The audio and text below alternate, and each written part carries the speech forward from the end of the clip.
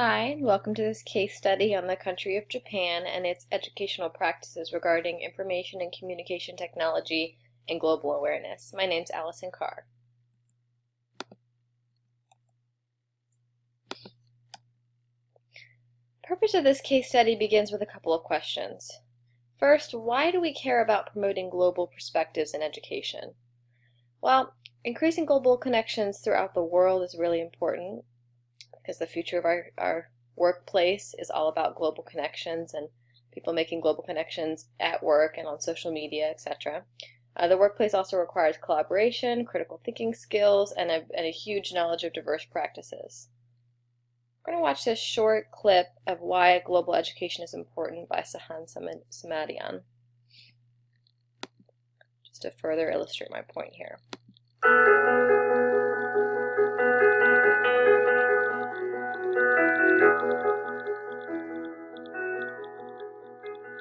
The issues, challenges and needs are global.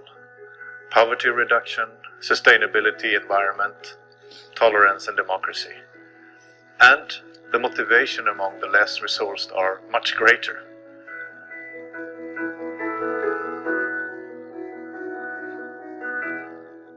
The impact of what we do in developing countries is much greater and faster. It's a matter of ethics.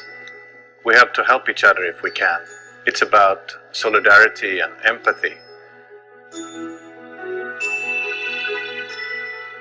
It is only through education we can improve our lives and create a meaningful existence. And it's not enough with a few well-educated people and the rest living in ignorance. We need to have more people understanding the world and controlling their own lives. And we learn ourselves in the process. In fact, the world is pretty small. It's only what we know. To acquire new knowledge, new understanding about other people and the world, that's what life is about.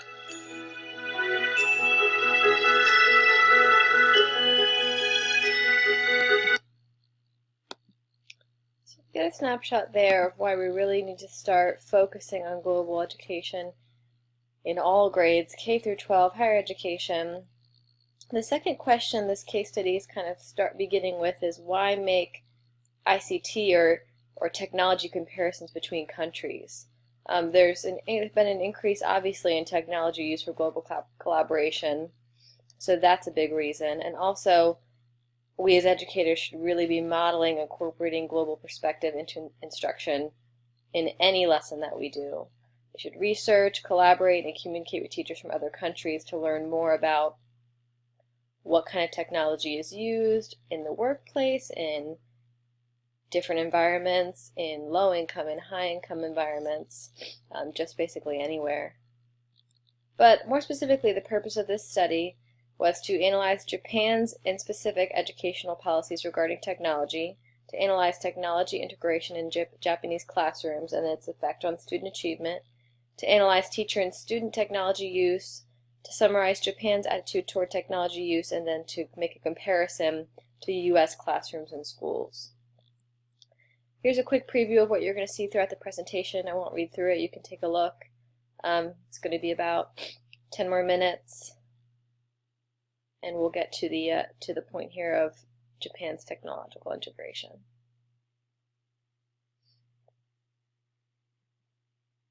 First of all, an overview of Japan's educational system. They've got 3 years of kindergarten, which is optional, 6 years of primary school, 3 years of lower and 3 years of upper secondary school, kind of similar to the U.S.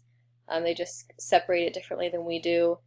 The big thing here is their graduation rate is just huge, 95%. That's a very, very high. Students in Japan are really motivated to study and to reach that point. They do whole class teaching and small group work, and they do spend a lot of time studying, which can be perceived as a problem.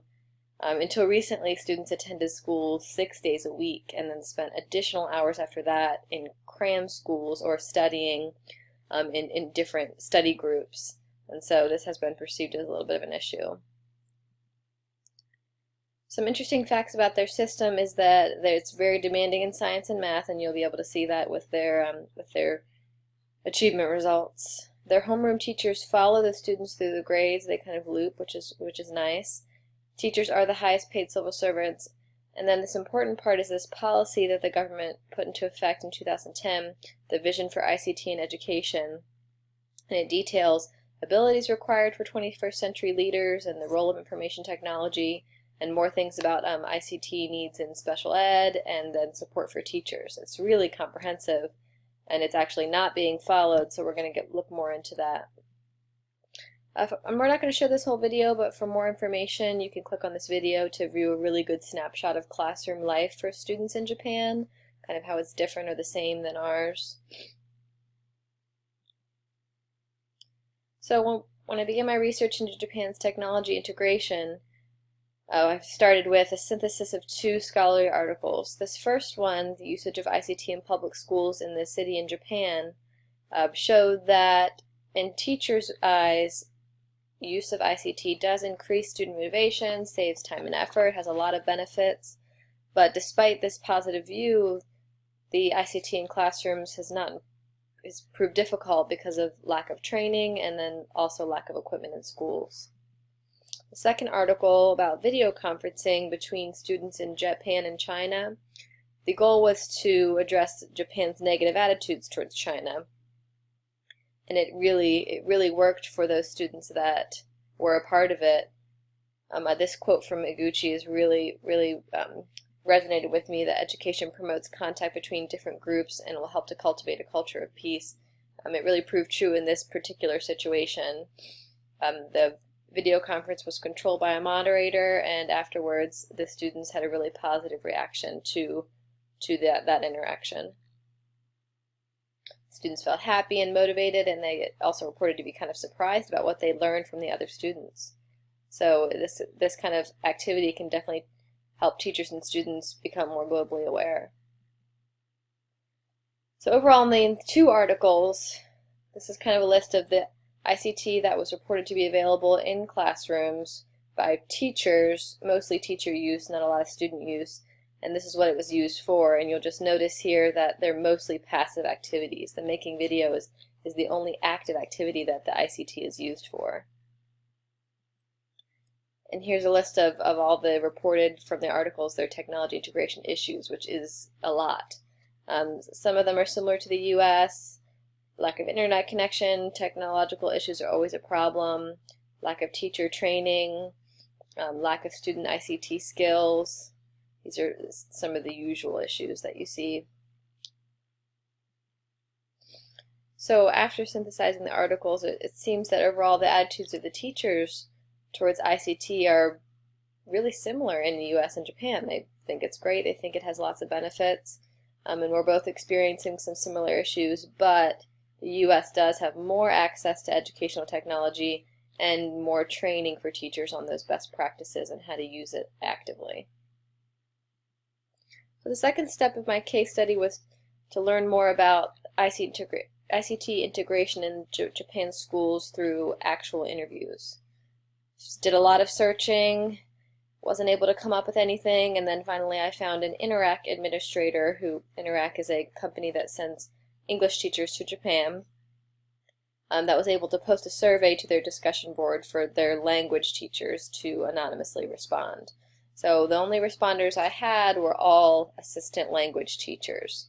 So it is a limited view of the technology use in Japan, but it was a good one. I had 9 ALTs and 1 language coordinator respond. Here's a list of the questions and kind of the rationale behind my questions. I won't go through them all. Just take a look. As far as the results go, I asked about technology for teachers and kind of got the same results as in my analysis of the articles. There's a lot of teacher-used technology that's kind of older than we would think now, copy machines, shared printers. Only 2 out of the 10 teachers had ever seen a touchscreen display. Only 1 out of the 10 teachers had any student technology use in classroom. Most of them go to computer labs. Nobody had seen any video conferencing. Nobody had seen any professional development related to technology. So it was very surprising, not a very good view of technology use in Japan's classrooms. Below you'll see a link to all the survey responses in depth. It's a Google Doc. So what we learned from this is that there's very little technology in the schools, and what there is used passively and infrequently. Schools don't have the money or resources, and teacher training is pretty insufficient as far as that goes. The last question asked teachers to compare Japan's classroom to U.S. classrooms, and their responses were pretty interesting. They really saw that Japan focuses on the group over the individual, teaching to the test, being very serious, whereas they think that U.S. classrooms teach more critical thinking and creative skills. Japan's very rigid in that their students are just reciting what is given, memorizing facts instead of challenging and inquiring. They think overall that U.S. just focuses more on technology use, even though they do agree that Japanese students have more responsibility and they are better studiers and better test takers, hence their high graduation rate. So while I learned a lot from the survey responders, the survey was limited because the results were only from ALTs or coordinators, so they could be skewed because of those limited view of the responders. It's possible that other classrooms in Japan, private schools, other schools have different or more access to technology that I wasn't able to find out about. So now that I had some information about their technology integration, I wanted to see how this might affect student performance. So this graph compares Japanese students to U.S. students on OECD's Program for International Student Assessment. You can see in 2015, Japanese students scored a great deal higher than the U.S. in all 3 academic subjects, and even in the past, they've scored in these high areas.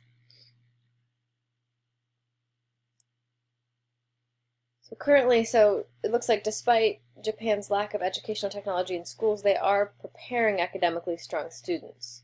So this is another OECD survey that shows that they have the highest percentage of adults attaining tertiary education and scoring proficiently in literacy.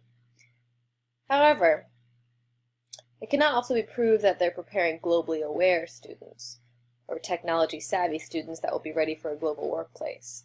Their education policies and goals are really comprehensive, but they're going to need to do several things to improve their educational technology integration. After this, I would see that while we can learn from Japan's policies, their next steps really need to be resolving funding issues and providing more professional development and technology in the schools. A big curriculum adjustment, just like the one we're trying to do in the U.S. to advocate for more project-based learning and inquiry activities, is definitely needed. These first steps are going to lead to more global awareness with the students because they'll have more experience with technology. They'll be able to use this technology and software for global collaboration, for example, video conferencing or Google tools. And they'll do some project-based learning, which they really need to increase their creativity and critical thinking skills instead of just memorizing or studying or resuscitating things for tests. In conclusion, the results from my case study showed that while Japan's educational system is strong academically, students are under more pressure to study and perform well on tests than U.S. students, and even though they have good policies about technology integration, their follow-through is severely lacking. They need to get technology in their classrooms so that they can increase the global awareness and 21st century skills through that technology use in the classrooms. Here's some of my references. You can visit OECD's website or the National Center on Education and the Economy for more information on Japan's educational system. And if you have any questions, please contact me. My email is teach401@gmail.com. Thank you.